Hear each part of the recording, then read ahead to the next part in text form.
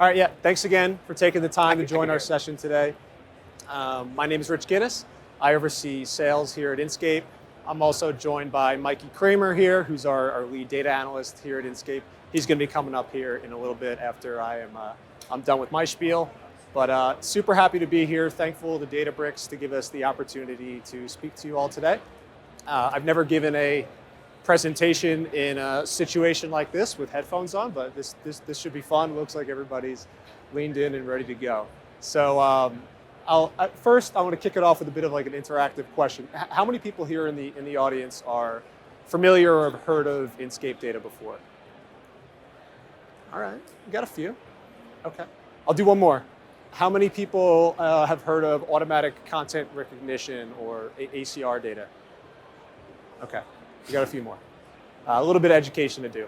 So our plan is going to be to, one, educate you about Inscape, who we are, the type of data that we have, how you can leverage it, as well as where you can access it, most importantly, which is in the Databricks marketplace now. So to kick it off, a little bit of context on Inscape and VIZIO. Inscape was founded in 2009. We were the pioneers of ACR, automatic content recognition technology, the first to develop it. At the time, we actually partnered with multiple OEMs, TV manufacturers, to help them understand what consumers are watching on their devices. By 2015, VIZIO was like, you know what, let me scoop these guys up, because VIZIO is on a mission to learn as much as possible about their consumers to ultimately deliver the best consumer experience. So they acquired Inscape.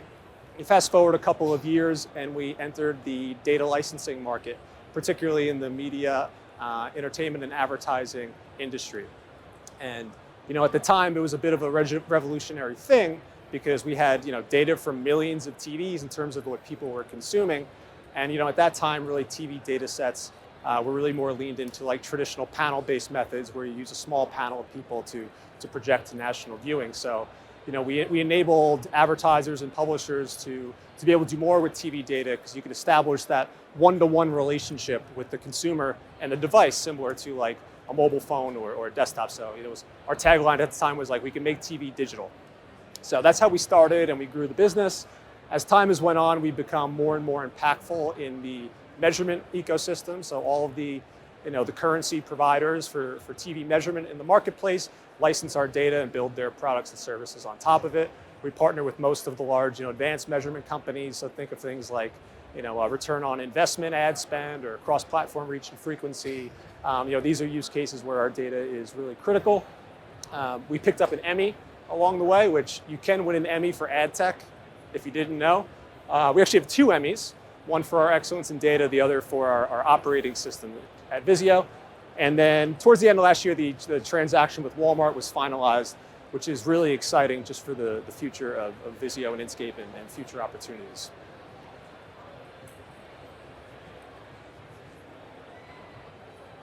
I got a little trigger happy there. All right, so what is Inscape data? Inscape data is VIZIO's first-party smart TV data. It is device-level data. VIZIO is also unique in that we own the hardware, the television, the software, our operating system, and the data that flows between, which is the Inscape data. Like I said, the data is at a device level. It's also reported at a session level. So session meaning every time you're at home and you change the channel. So if you went from ESPN to NBC on YouTube TV, those are 2 different rows of data.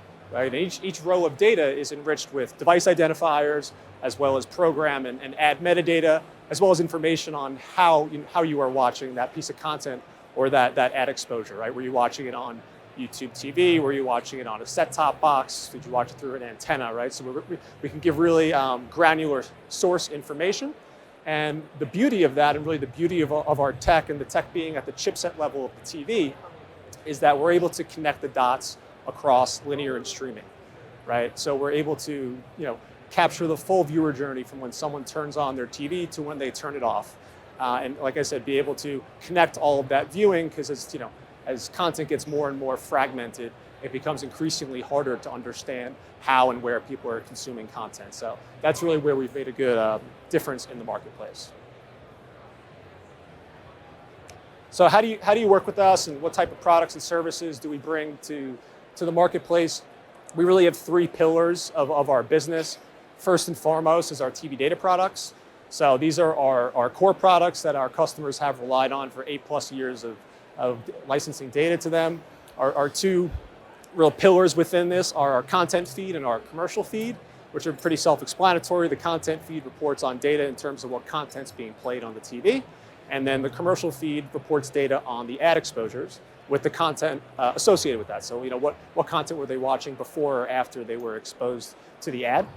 So like I said, these are our pillar products from a data licensing perspective. We've also continued to invest in our TV data products to future-proof ourselves, make it easier for people to work with our data, make it more impactful for their use cases. So we've developed things like our National Representative Panel, which enables you to project our 25 million TVs to the total TV population.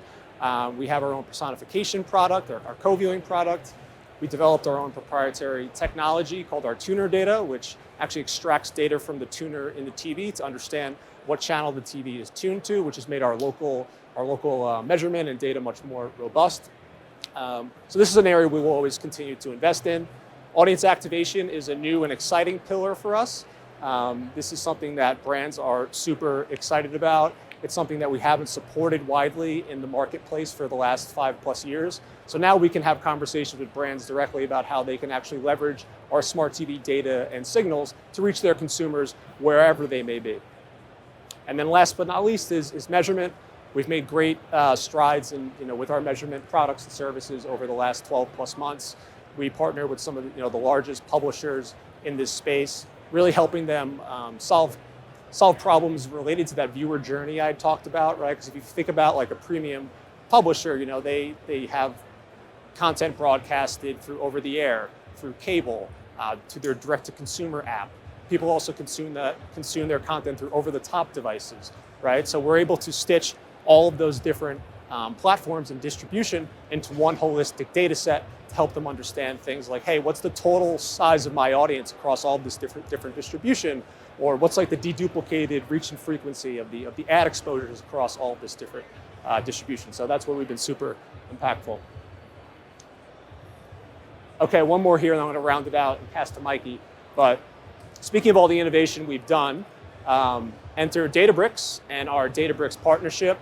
Databricks is a great partner of ours. We've been partners for well over a year now, really, when we moved all of our data over into their environment, which was really a no-brainer decision for ours, just based on the unified data and AI platform, the simplified infrastructure. If you think about how massive our data is, TV data from 25 million TVs, we need to be able to move that data around quickly, process it, and get it to our customers as quickly as possible for insights. So that's where Databricks has really made a big impact for us.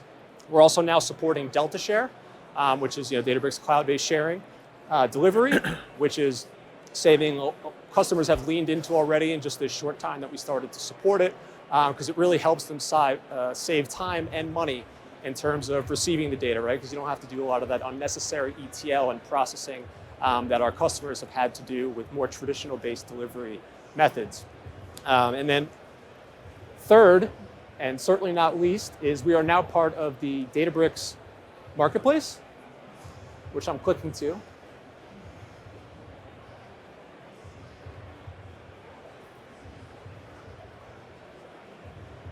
Hold on. Okay, it'll get there in a second. But anyways, so now we're part of the Databricks marketplace. So you can actually go into Databricks, you can see our listing, you can read up on the data, learn about what it is, what you can do with it. We also have shared some notebooks in terms of how to work with the data, best practices there in terms of getting to the insights that you need. And you can actually download a real sample of the data so you can explore it in your environment and see how it can benefit you for your advertising or marketing use cases or whatever they may be. So super excited about that, really excited about the partnership. Please check out the listing. Feel free to contact me directly after this session or once you get home if you want to talk further about it. So at this point, I'm going to pass it over to Mikey. Mikey's going to show you really how to to maximize the value of the data and give you a real life illustration of what the data looks like in practice. Thanks. Hope I left you enough time. 10 minutes. All right, you guys can hear me okay? Okay, thanks, Rich. So we heard Rich talking about the three pillars of Inscape's offerings. We have the TV data, audiences, and measurement. In this next section that I'm going to be going through, we're going to be homing in on that measurement piece. Here with talking about Inscape's data measurement capabilities, it's really an all-in-one solution for generating insights across the whole campaign cycle, whether it be pre-planning, mid-campaign, or post-campaign reporting. The data can help optimize for waste, duplication, efficiency. It could help find untapped audiences, as well as searching for better allocation between media channels, whether that be streaming, cable, or local TV. But to help provide some more context, I'm going to go over a case study that we performed on behalf of a local California-based advertiser in the form of a pre-planning report with a specific focus on that question of allocation between linear and streaming.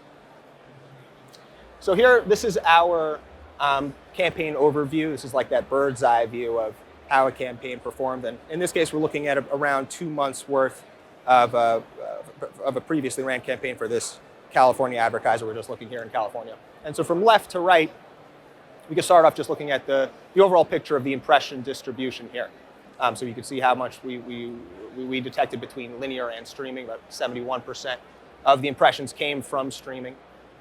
Next here, we could see the reach and penetration within California. Overall, the campaign got to about 37.5%. Majority of that coming from streaming, nearly double that of linear. And lastly, we have these average frequencies broke out between the overall period as well as the weekly average frequency. So this is a good starting point to get a sense of where we might want to go in terms of starting to develop a smarter plan and optimizing for future campaigns. And so with those two different media channels, right, the streaming or linear, I think an important question we like to answer is, where was that duplication and how much did it occur, right? And so if we take a look here on that first slide, or that first pie chart on the left, between linear and streaming exposed TVs, 15% of them were exposed to both, right? So that would be a good portion of the exposed audience that was actually non-incremental between those two different media channels.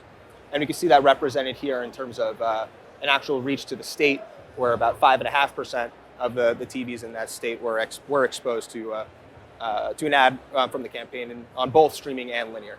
So whether this meets or exceeds their expectations, it's good to be able to see this to understand where to go from here in terms of maximizing that efficiency and reducing duplication.